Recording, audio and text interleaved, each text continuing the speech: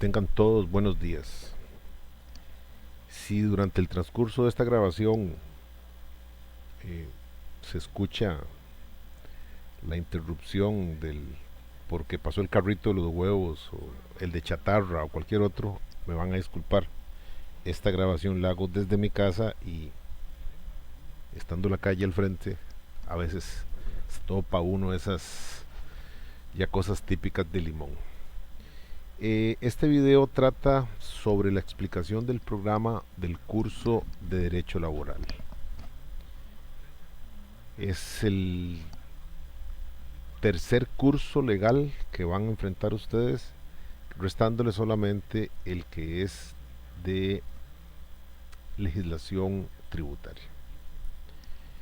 Ya tienen en sus manos el programa, así es que espero que lo hayan visto. Por eso es que voy a pasar de seguido a referirme al mismo. De acuerdo con el objetivo general del programa de Derecho Laboral o Legislación Laboral, se trata de capacitar a los futuros contadores públicos y administradores de empresas en el conocimiento y dominio básico de diferentes institutos, figuras e instrumentos de derecho del trabajo individual a través de la legislación laboral, la jurisprudencia, la doctrina y el entorno que experimenta la sociedad costarricense actual.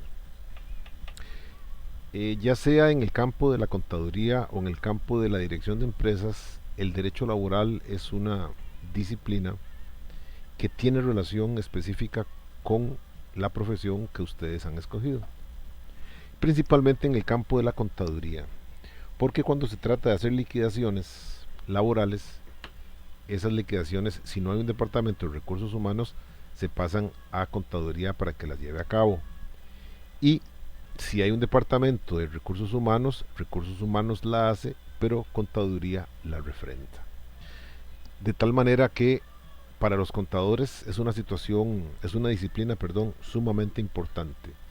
Igual para los administradores de empresas, porque los administradores de empresas van a trabajar, van a formar relaciones, van a contratar, van a despedir, y es importante que tengan el conocimiento básico de la legislación laboral. No se asusten si piensan que todo lo que se vea en este curso tiene que quedar grabados en sus mentes como los 10 mandamientos en piedra. No, se trata simplemente de sembrar semillas para que estén allí en su memoria, estén en su recuerdo. Y cuando tengan una situación referida al derecho laboral, ustedes tengan una noción de lo que se está tratando. Acto seguido, se busca más información, pero por lo menos ya saben de qué se está hablando, de qué es el tema sobre el cual versa la situación, y les va a ser muchísimo más fácil llegar a una pronta y correcta solución. Lo otro es simplemente no saber, ignorar del tema que se trata, y eso en un profesional es una situación muy comprometedora en las dos áreas, en los dos ramos en que ustedes se están especializando. En cuanto al contenido programático, alias tesis, unidades, vamos a tratar en la primera aspectos generales del derecho laboral. Esta primera unidad ya está redactada y les ha sido enviada a sus correos. Aquí vamos a hablar del concepto del derecho de trabajo y vamos a hacer una sinopsis histórica evolutiva de esta disciplina. Nos vamos a dar cuenta de algo importante: trabajo siempre ha habido, legislación acerca del trabajo es muy reciente. Vamos a hablar luego de los principios rectores del derecho laboral, y en esto quiero hacer hincapié en lo siguiente: es fundamental y es importante que estos principios rectores les queden claros. Agoten todas las posibilidades que tienen conmigo en las sesiones de Zoom que haremos oportunamente, por escrito, ya que no nos podemos ver, pero agoten las posibilidades que tienen en sus manos, repito, para entender estos principios, porque de una u otra manera todo el resto del curso tiene que ver con estos principios. Son principios fundamentales, son las reglas básicas del juego, todas, absolutamente. Entonces deben tenerlas muy claras. Teniendo esta base, más adelante podrán resolver casuística de acuerdo a estos principios. Porque algo es importante y quiero que lo tengan en cuenta. En el derecho laboral hay una lucha, a la hora de resolver un asunto de esta naturaleza, hay una lucha entre lo que es razón y lo que es corazón. En el derecho laboral a veces nos inclinamos por la parte X, pero hay una fundamentación legal que seguir. La ventaja es que en la legislación de trabajo mucho de los objetivos se pasó a la ley. Y como veremos en el primero de los principios que vamos a examinar, el primero de ellos se llama principio protector. Y lo que hace es defender, proteger, abrazar a los trabajadores. Y esto por una sola y única razón. Porque en la relación laboral el trabajador es la parte más débil de la misma. El patrón es dueño de los medios de producción, el trabajador lo único que tiene es su esfuerzo, su trabajo, sus manos, su fuerza. Por lo tanto, la legislación laboral tiende a protegerlo más que al patrono. Veremos el marco normativo general, hablaremos de las normas laborales, hablaremos de las fuentes y hablaremos de la jerarquía que tienen que ver con las normas laborales. Esto es importante porque en su momento lo veremos, Costa Rica como país es muy dada a seguir convenios internacionales que tienen que ver con derecho de trabajo. Y esto pues a veces nos hace correr para buscar una legislación que no se tiene. La OIT, la Organización Internacional de Trabajo, tiene un gran peso en esta situación y vuelvo a insistir, Costa Rica es muy dada a seguir, a matricularse en este tipo de convenios que al final de cuentas producen una atrofia en la realidad jurídica porque tal vez no tenemos las herramientas para llevar a cabo esos convenios. A todo esto, tomen nota que nuestro Código de Trabajo data de 1943.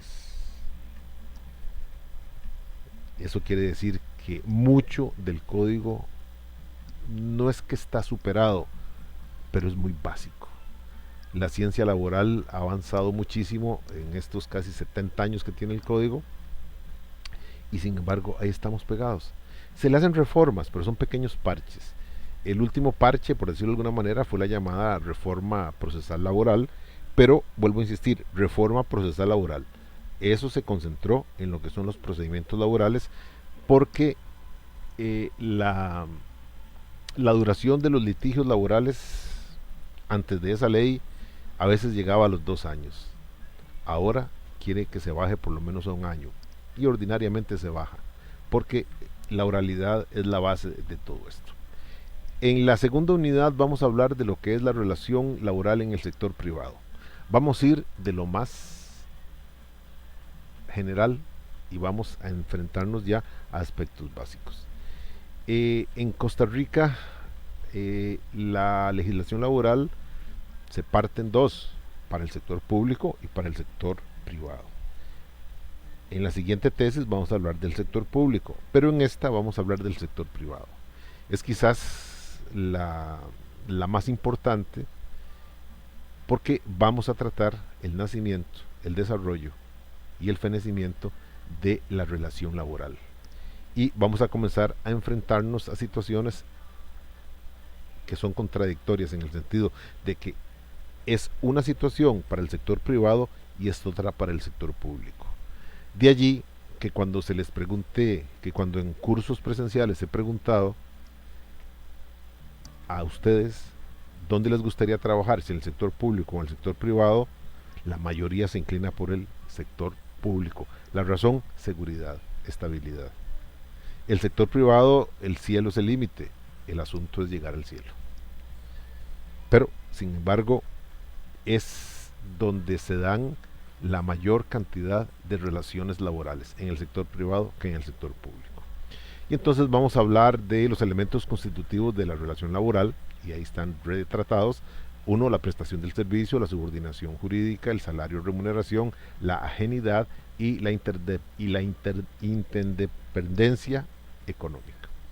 Vamos a hablar del contrato de trabajo, y vamos a enfrentarlo a una situación que es prácticamente única del derecho laboral, que es enfrentar el contrato de trabajo como tal, enfrentarlo al instituto del contrato de realidad.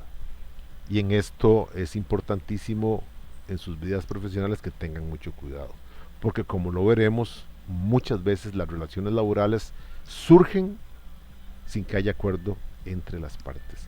Surgen porque se prestó un servicio, y eso acarrea consecuencias, obviamente.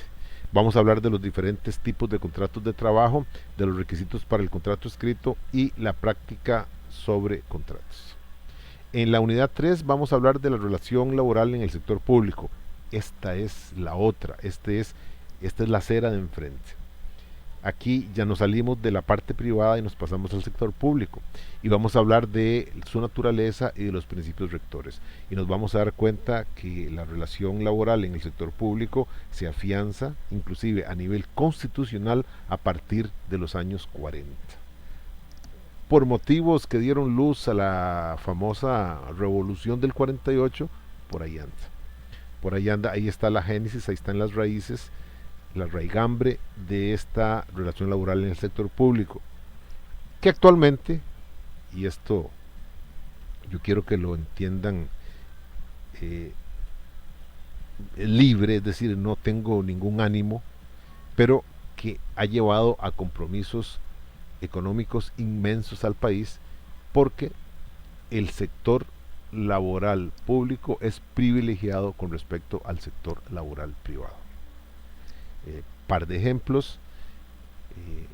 Vean que la lucha de estos últimos años ha sido contra los estímulos, los increíbles estímulos que se le dan a los trabajadores públicos, las anualidades que se le dan a los trabajadores públicos y que no se le dan a los trabajadores privados. Entonces se crea una enorme diferencia entre uno y otro. ¿Qué sucede? Que todo esto significa millones, millones y millones de colones que tienen que ser cargados al presupuesto nacional.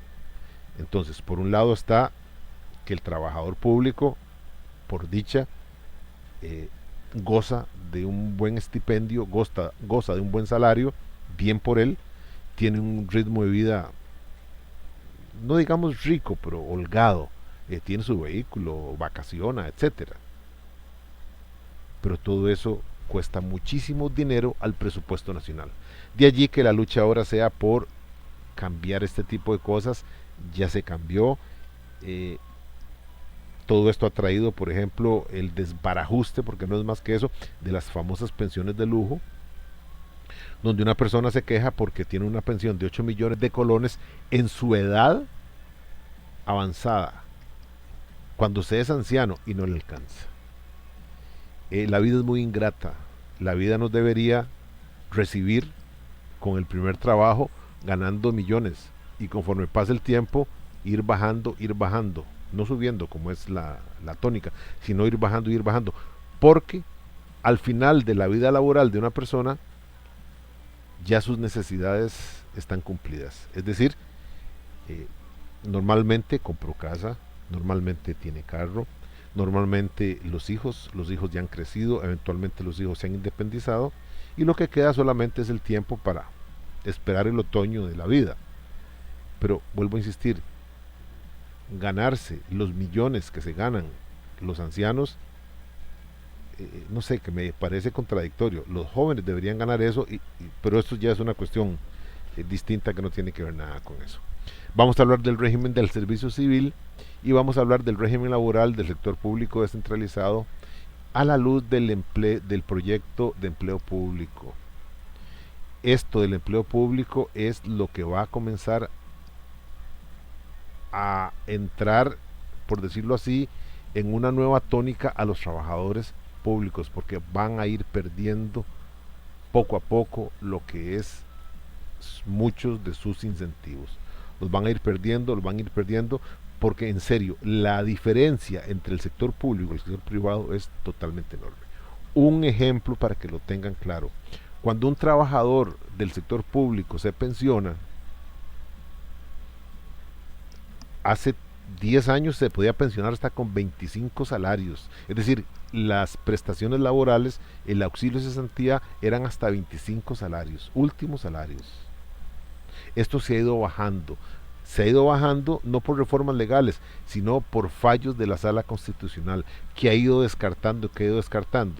Bien, y la Sala Constitucional encontró un límite. La Sala Constitucional el año pasado dijo que la máxima cantidad de meses que puede tener la indemnización que se le da a los trabajadores es de 12 salarios. Auxilio de cesantía es de 12 salarios en el sector público. Pero sin embargo, en el Código de Trabajo, la máxima cantidad de meses que se le paga a un trabajador es de 8. Y atención, no son salarios enteros, sino que son cuando el trabajador tiene 30 años, por decir algo, o 25 años de trabajar, se le pagan 8 periodos de 22 días de salario máximo. Ni siquiera son 30 días que sería el salario mensual, sino 22 días de salario.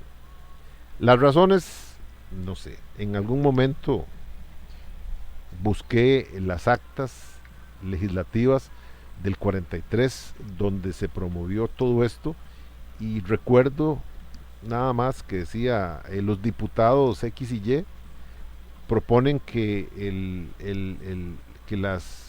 el auxilio de cesantía máximo sea de 8 años. Sometido a votación, se acuerda. ¿Por qué 8? ¿Por qué no fueron 12? ¿Por qué no fueron 10? ¿Por qué no fueron 15? Y el problema es que el sector privado tuvo hasta 30, 35. Inclusive habían municipalidades que no tenían límite.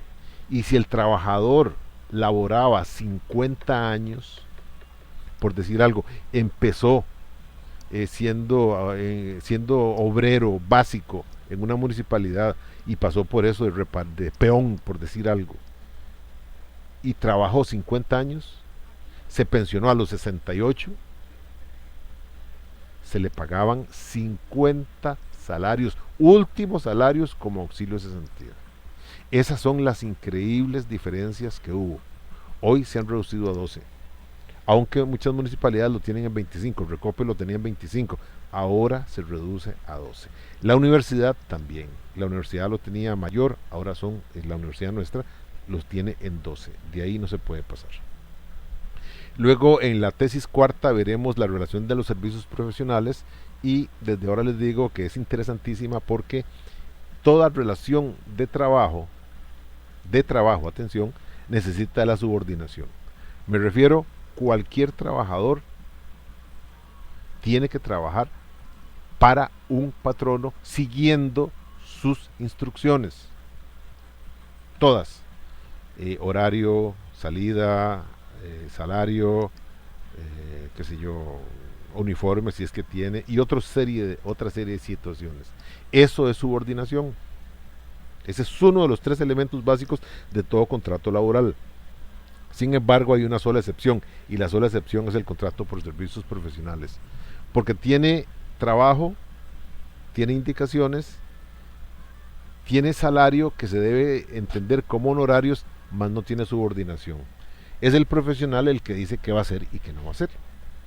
Y desde ahora un ejemplo: si cualquiera de nosotros va donde el dentista porque tiene un X dolor, abre su boca, el dentista hace el examen y le dice, sí, tengo que sacarle una muela, tengo que calzarle otra, lo que sea. Uno paga, pero el que dice qué se hace, cómo se hace y eventualmente cuándo se hace es el dentista. Ese es un contrato por servicios profesionales bien interesante. En la tesis 5 hablaremos sobre discriminación laboral en las diferentes manifestaciones, acoso laboral y sexual. Aquí vamos a tratar el tema de acoso sexual primeramente y acoso laboral de seguido. Antes el programa solo tenía acoso sexual. Hoy cambia porque además del sexual agrega el laboral. Y el acoso laboral es una forma muy cargada por parte del patrono para hacer que el trabajador reviente y renuncie. Eso es bastante moderno, eso siempre se ha visto, siempre ha pasado, pero hasta ahora se toma nota, hasta ahora se toma nota y constantemente llegan a los tribunales laborales procesos por acoso laboral. Que es difícil de probar, es bien complicado de probar, pero que existe, existe, y ya es un paso adelante. Los patronos pues no pueden hacer lo que quieran. Y desgraciadamente en algún momento de la relación laboral, esta queda en un intermedio, porque si el trabajador renuncia, pierde sus prestaciones, excepto vacaciones y aguinaldo. Si el patrono lo despide, tiene que pagar esas prestaciones laborales. Me refiero exactamente al previso y el auxilio de cesantía. Las otras dos siempre las va a tener que pagar. Entonces es un tira y encoge, a ver si el trabajador renuncia o si el patrono despide. Y desgraciadamente a veces el trabajador comienza a laborar al reglamento, comienza a laborar, no da un milímetro más, no da un segundo más laborando al reglamento, simplemente para que el patrono un día reviente y diga, lo despido y le pago. Excelente para el trabajador. Lo otro es el acoso laboral, que es cargar, recargar, molestar. Atención, no en el campo sexual, molestar, incordiar al trabajador por parte del patrono para que el trabajador estalle, reviente y renuncie. Esas son las dos diferencias y eso es lo que vamos a ver. En la tesis 6 hablaremos de salud ocupacional y riesgos profesionales. Ya no esa frase me extraña que venga en el texto, porque ahora se habla de riesgo de trabajo. Bien que mal, por poner un caso, una empleada doméstica no es profesional, pero una empleada doméstica, además de estar asegurada con la Caja de Seguro Social, debe estar asegurada por riesgos de trabajo ante el Instituto Nacional de Seguros, por si se corta con el cuchillo, por si se cae, por si su vida en una silla, por si su vida en una escalera, esta se cae, por si al estar limpiando X cosa se golpea, una situación así, debe estar entonces cubierta por un seguro de riesgos de trabajo, no profesional, porque por ejemplo la empleada doméstica no puede ser nunca una profesional. En la tesis séptima hablaremos sobre las jornadas de trabajo y hablaremos de la ordinaria, diurna, nocturna y mixta, así como también de la extraordinaria. Veremos casos exceptuados y análisis de una posible reforma.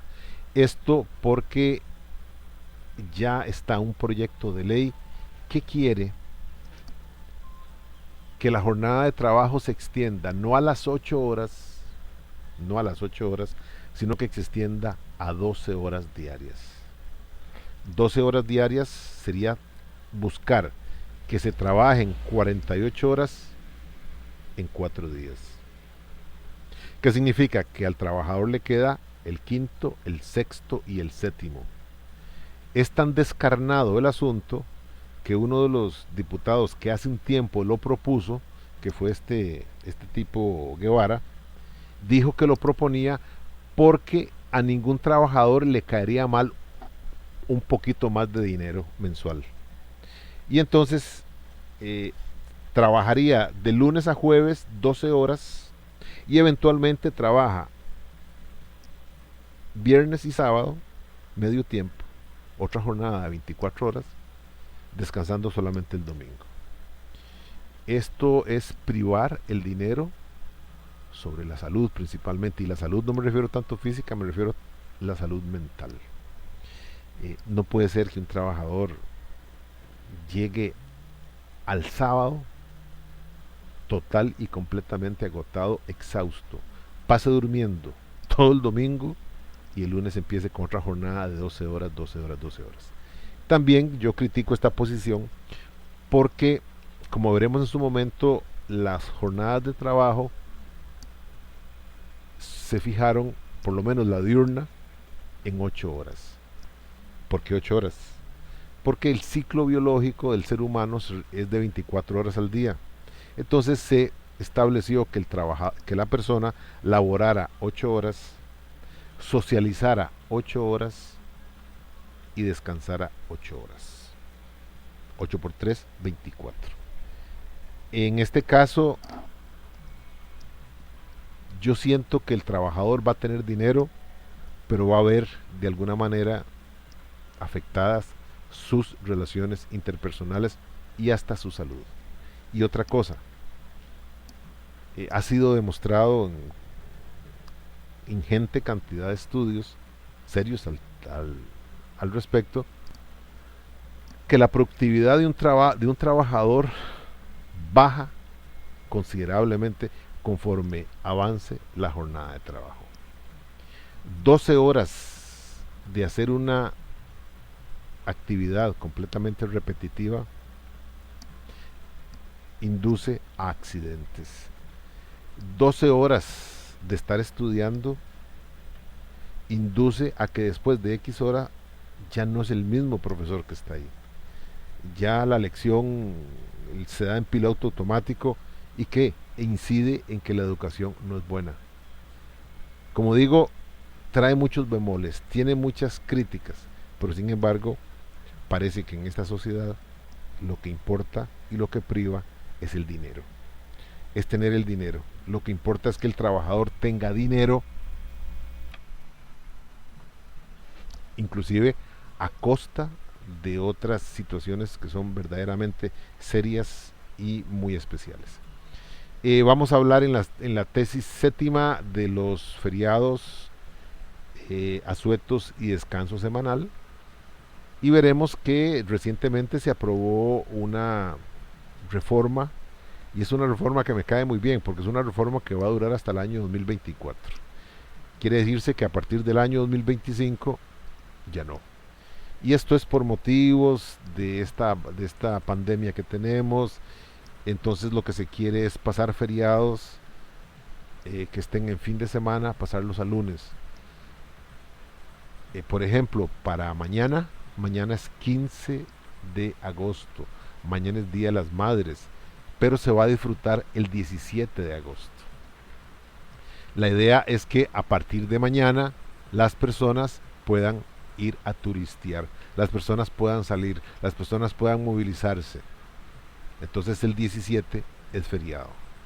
Esto desgraciadamente conlleva un problema para patronos principalmente. Y advierto que el proyecto, que luego es ley, tenía más feriados.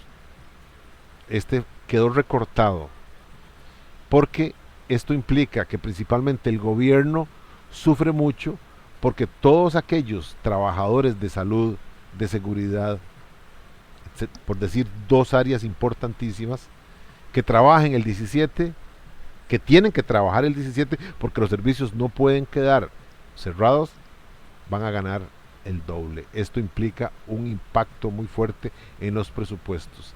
Al igual que los comercios se van a ver verdaderamente, pues, los comercios que no cierran, como por ejemplo supermercados, se van a ver en problemas porque ese día sus trabajadores van a ganar el doble. Así es que hay para bien y para mal.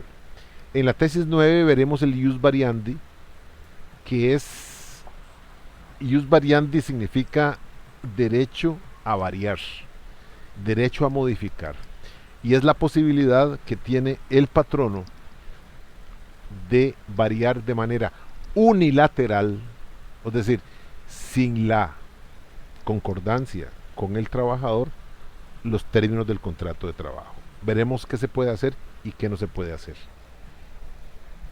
También en la tesis novena veremos las reglas del cálculo en extremos a liquidar. Estos nombres que les dan a estas tesis son rarísimos. Pero lo que se va a ver es lo siguiente: las relaciones laborales nacen, viven y mueren. Al morir hay dos formas de morir. sin causa, o sea, sin responsabilidad y con responsabilidad. Y en los dos casos hay que pagar, hay que liquidar estas relaciones. Entonces vamos a ver lo que son las prestaciones legales, ahí están divididas en preaviso, auxilio de cesantía, vacaciones y aguinaldo. Vamos a ver cuáles son opcionales y cuáles son necesariamente que hay que pagarlas. Entonces vamos a aprender a hacer los cálculos y esto es importante, no quiero que se rían, porque para los que están en auditoría van a tener que hacer estos cálculos. Y los que están en administración de negocios, pues en dirección de empresas, perdón, simplemente van a tener que saber de cuánto se está hablando para tomar una decisión sobre si se despide o no se despide. Entonces de eso se trata esta parte. Y por último terminamos en la unidad 13, que es el de prescripciones y caducidades laborales. Esto está remodelado, está reformado por la ley de reforma procesal y es importante que se tenga claro, porque los derechos de los trabajadores prescriben de una manera y los derechos de los patronos, en ambos casos por faltas al contrato, prescriben de otra. Así es que en esto hay que tener suficiente cuidado y tener claro de lo que estamos hablando. Están los aspectos metodológicos y está el sistema de evaluación. El sistema de evaluación que yo aplico es el mismo. Vamos a tratar 3 exámenes parciales con un valor del 25% de la nota final cada uno. No son exámenes repetitivos como se hacen en San José, sino que yo hago 3, divido las unidades en esos 3 exámenes. Por lo tanto, todos van a ser los 3 exámenes con independencia de las notas que tengan en los 2 primeros. O sea, no va a haber eximidos. Tenemos tareas o trabajos cortos a criterio del profesor con un valor del 10% de la nota final. Y por último tenemos un trabajo de investigación debidamente diseñado en etapas, o sea, investigación dirigida con un valor del 15% de la nota final. 25, 75, 85 y 15, 100. Ese es el valor total de la nota. Por experiencia, no dejen de hacer tareas. No dejen de hacer buenas tareas. Porque al final, a la hora de sumar esa casita que vale 10, vieran qué importante es. Más aún con la investigación. Pero ustedes ya son conocidos, ustedes y yo ya somos conocidos. Y la investigación, pues a veces yo no tengo quejas. El año pasado tuve un intento de fraude allí, pero ni modo. Pero en esa, como que le dan ustedes un poco más de relieve, un poco más de importancia. Pero por favor, no dejen de lado, no crean que ese 10% no vale. Hay momentos en que sí vale y vale mucho. Así es que la idea es tratar de hacerlo. Viene una explicación de cómo se divide el trabajo. Está pensado para que ustedes lo expongan, obviamente no lo podemos exponer, entonces el trabajo como tal no se divide en 10 la parte escrita y en 5 la parte de presentación, va a ser 15% solamente la parte escrita. Bien, en cuanto dice, queda expresamente advertido que las lecturas y materiales que se envían a los estudiantes, así como en las distintas normativas que se indiquen en las tesis a estudiar, constituyen materia a evaluar. No se queden con lo que yo mando, nada más, o sea, no se circunscriban solamente al material que yo enviaré. Si hago referencias a normas, si hago referencias a leyes, o si envío artículos, que a veces aparecen artículos legales con importancia, con trascendencia, esos forman parte de la materia para ver, dependiendo del tema, en el examen que corresponda. Acto seguido está lo de los exámenes de reposición. Los exámenes de reposición, cuando es presencial, el asunto era muy sencillo. Si usted no iba al examen, tenía que comprobar por qué no había ido. Por lo general son cuestiones de salud. Entonces no hagan lo que me hizo un estudiante una vez, que me llevó un recibo de que hecho en una farmacia, que se compró un cierto medicamento que no sé qué es, y que con eso era la justificación para ese examen. No, si usted está enfermo, vaya a Levi's, vaya a donde sea y tráigame la justificación de que estuvo presente en la hora del examen o antes y que el médico dijo que no podía, bueno, lo que sea. Y lo sacábamos bien. Bien, ahora ya no hay exámenes presenciales, por lo menos para este semestre. Entonces yo voy a ser muy claro en lo siguiente. Los exámenes que yo voy a enviar se van a enviar por este medio. De tal manera que a la hora de devolver los exámenes tienen que hacerlo en tiempo. Se les da un cierto tiempo, 90, 120 minutos, pero yo no sé por qué ustedes juegan con el peligro. Y en el minuto en que está listo ya todo, ustedes no han enviado el examen. Si el examen llega a minutos después, yo no lo voy a aceptar. Y entonces sí, usted me tendrá que justificar documentalmente, me tendrá que justificar, no solo decir, sino que me tiene que decir una situación. Eh, Disculpen, pero en esto yo he tratado de ser muy serio y soy muy serio. En un curso pasado sucedió lo mismo y el estudiante tuvo que ir al ICE para que el ICE le diera una constancia que por causas externas, que por cuestiones técnicas, ese día a la X hora había fallado el fluido eléctrico en tal lado. Porque vean, en serio, yo trabajo como ustedes, trabajo con internet. Y sí, hace un mes y medio, Cabletica, que es el servicio que yo tengo, a veces fallaba, a veces no daba lo que tenía que dar, pero desde hace como mes y medio para acá viene completamente estable. Así entiendo que está Colby, así entiendo que están otras. Entonces, cuando sea examen, por favor, busquen un punto de conexión que sea estable para que puedan hacer su examen y enviarlo en tiempo. Esos artistas del peligro que el examen se envía a las 16 horas y total lo envían a las 16:05, a las 16:10, ya yo no lo voy a aceptar. Y no es, profe, mire, es que se me apagó esto. No. Aquí estamos en un asunto muy serio y entonces si no hay luz, usted va a tener que agenciárselas el día siguiente para buscar una constancia de que ese día no hubo electricidad.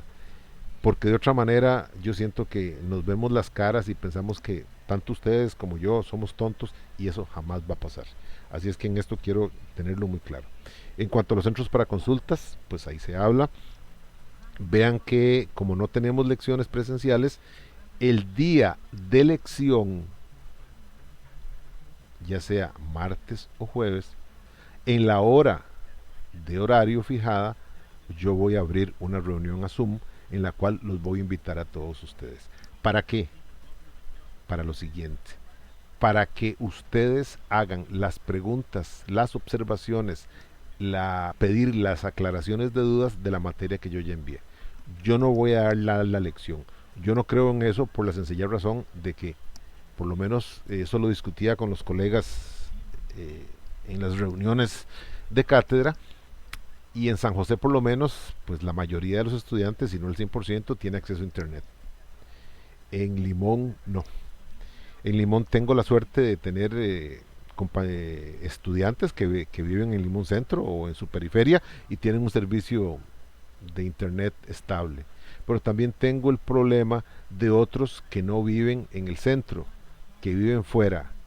El semestre pasado tuve una que, Dios, me conmovía cuando decía que tenía que salir a donde estaba la línea del tren, que vive frente a la línea del tren, a ver en qué momento con el teléfono arriba, a ver en qué momento sonaba el aparato, porque significaba que ya había bajado los mensajes que habían en el éter.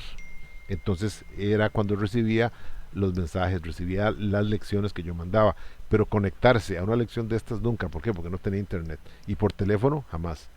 Entonces yo no puedo simplemente dar la clase para los que tengan internet, porque creo una diferencia y no la voy a crear.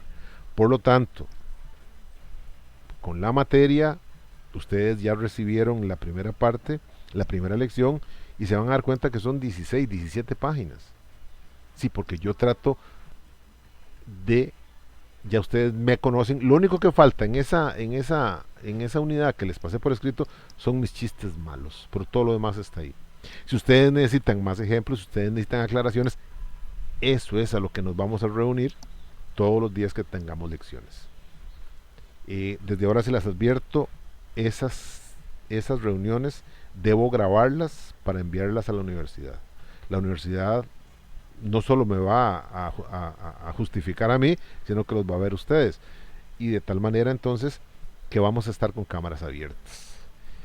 Así es que no voy a aceptar cuestiones de que, profe, que estoy muy fea, que estoy desgreñado. No, no, no, no. Se arregla, se peina, si es que se quiere peinar. A mí no me importa, mientras participe, para mí está bien.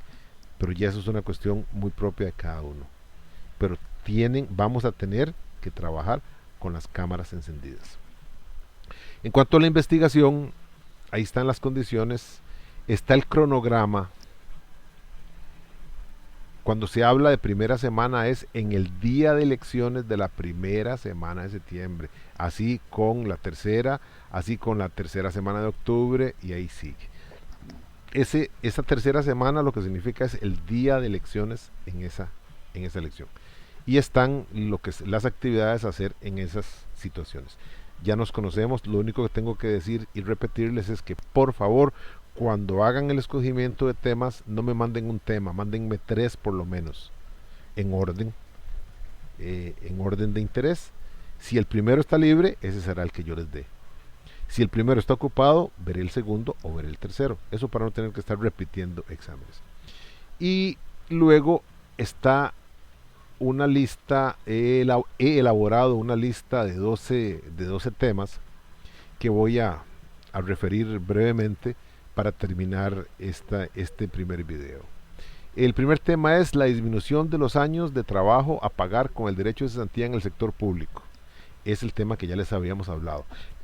Que de ilimitados o de 50, 30, 25, 15 pasó a 12. ¿Eso es una necesidad para el gobierno o es un abuso del derecho de los trabajadores públicos?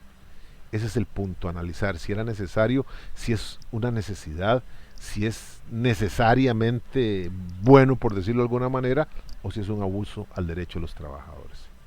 En el segundo punto, la reinstalación del trabajador privado después del despido ilegal a la luz de las reformas del Código Laboral. Lo que sucedía es que antes de las reformas del Código Procesal del año antepasado, no existía, salvo en un caso, no existía la reinstalación del trabajador en el sector privado. En el sector público sí, pero en el sector privado no. Hoy eso ha cambiado. Eso ha cambiado mucho y ese es el punto de la investigación, en qué forma, en qué términos ha cambiado y obviamente si favorece o no favorece al trabajador. Tenemos luego reglamentos internos de trabajo, ventajas o desventajas para los trabajadores. Aquí deben partir de lo siguiente: si ustedes analizan la parte disciplinaria del Código Laboral, se van a encontrar que solo hay una sanción y es el despido. Entonces los tribunales laborales desde hace unos años para acá han aplicado un principio, una especie de refrán popular que dice: quien puede lo más, puede lo menos. ¿Qué significa esto? Si yo puedo despedir, puedo suspender. Vean que una cosa es el despido y otra cosa es la suspensión. Y hoy se permite que los patronos, pese a que el Código de Trabajo no lo nombra, que los patronos puedan hacer suspensiones.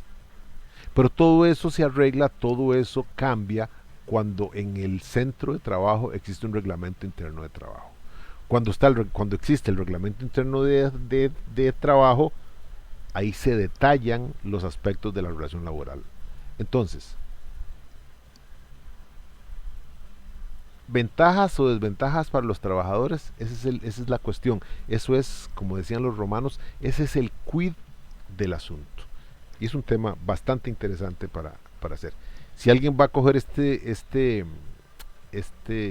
tema, sí le aconsejo que entreviste a trabajadores que han trabajado con reglamento, a trabajadores que no tienen reglamento, igual a patronos, porque eso da un matiz muy interesante al tema. El punto 4 habla sobre proyectos sobre salario único en el sector público, lo que les había comentado al principio. Ahora yo pregunto, ¿es esto un caso de desahogo de planillas institucionales o un atropello a los trabajadores, a los derechos de los trabajadores? Los trabajadores públicos se van a ver afectados porque su salario no va a crecer en la enorme proporción que crecía anteriormente.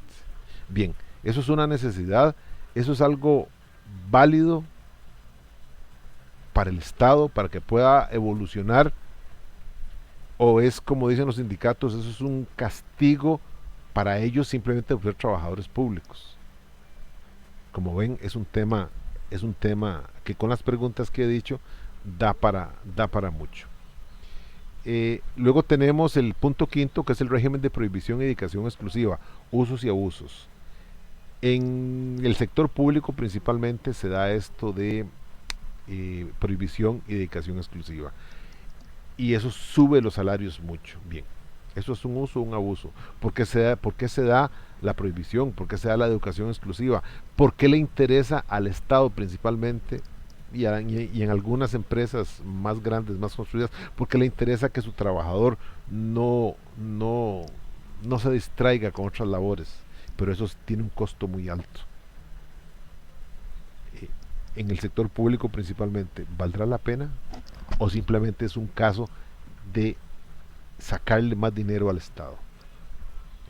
En el punto 6 tenemos el tema sindicatos en el sector público. Atención, en el sector público. Fuerza y presencia antes de la reforma procesal del Código de Trabajo. Fuerza y presencia en la actualidad.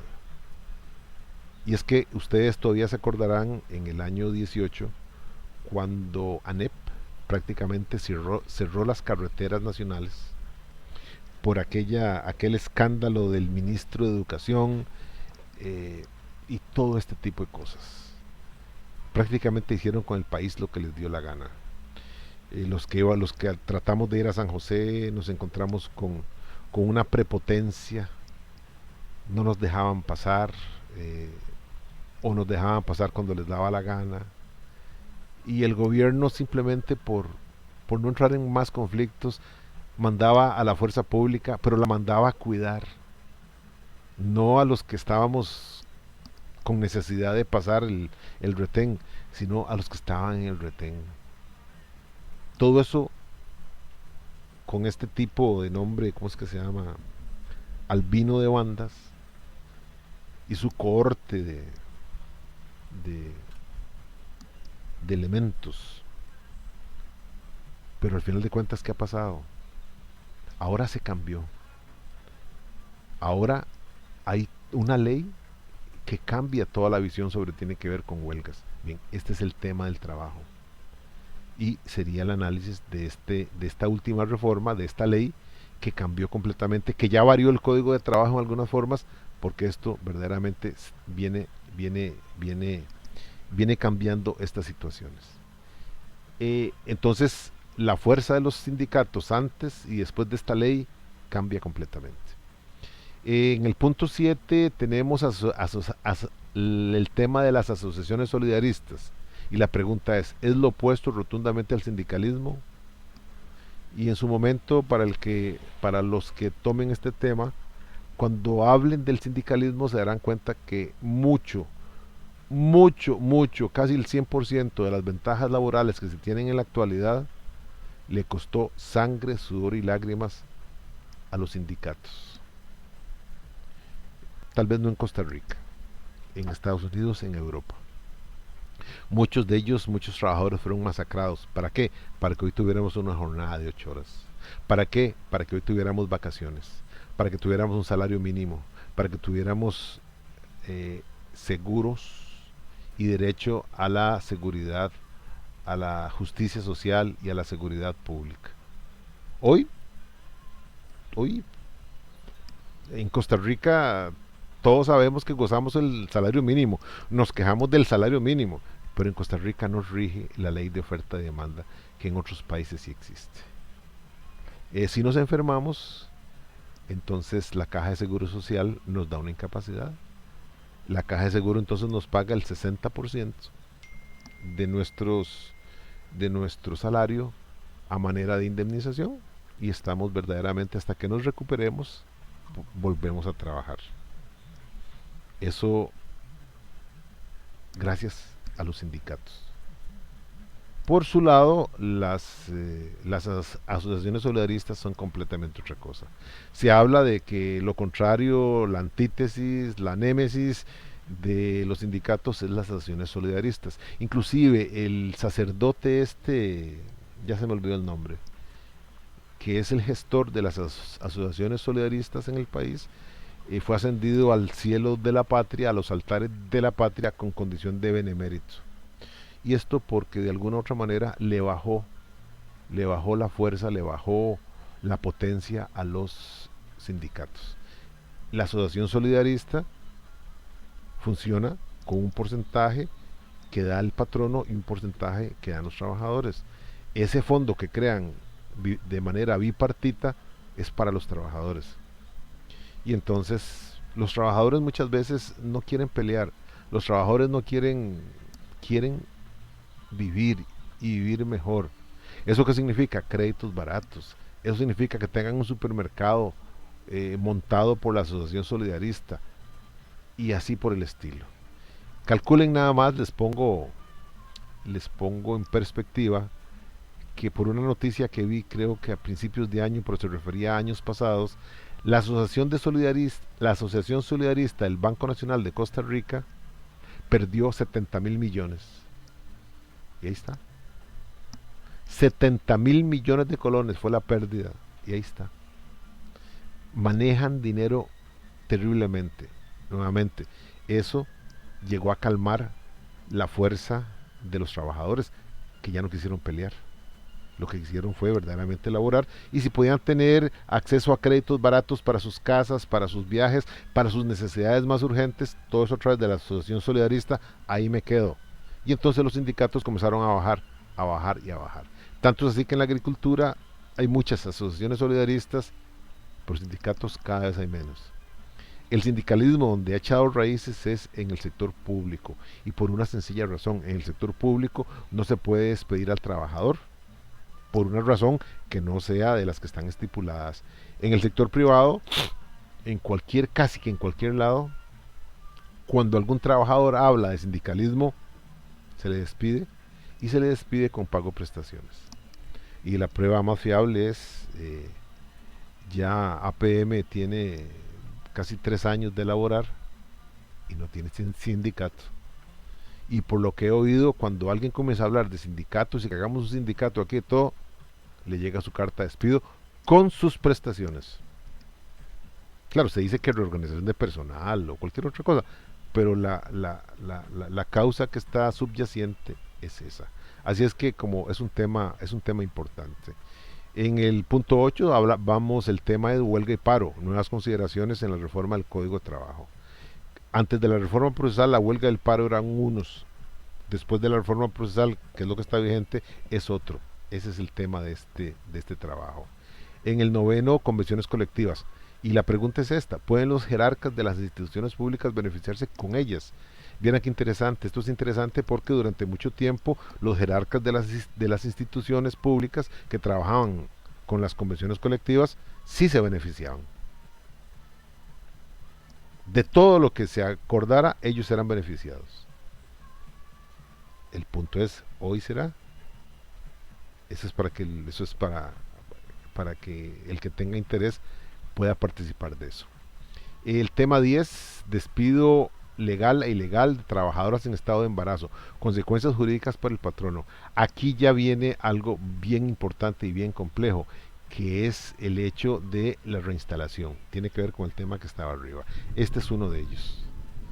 Entonces sí, para los patronos se ha complicado en demasía. Y se ha complicado, y les pongo así nada más para que tengan nota, un caso. En un club nocturno la jornada era de 10 de la noche a las 6 de la mañana. ¿De acuerdo? Una dama, una bailarina exótica, resultó embarazada. Presentó ¿cómo se llama? Su estado, la comprobación de su estado de embarazo, se lo presentó al patrono, y el patrono le dijo: ¿y qué quiere que haga? Yo ya estoy protegida, simplemente estoy protegida. Conforme avanzó el embarazo, ya la dama no podía salir a bailar. Pese a que yo soy de la opinión de que una mujer embarazada se reviste de una belleza muy grande. Mi esposa estuvo embarazada 4 veces y es una visión completamente distinta. Eso no lo perciben ni lo van a aceptar los que van a un club desnudista a ver mujeres sin ropa. Entonces entraron en problemas y conforme avanzaba el embarazo, la mujer pidió la aplicación de una norma del Código de Trabajo que dice que las mujeres en estado de embarazo no pueden hacer labores pesadas y principalmente no pueden hacer labores nocturnas. Y créanlo o no, el fallo del juzgado o la resolución del juez en este caso fue de que el patrono tenía que ponerle a hacer otras labores, no bajarle el salario, otras labores diurnas.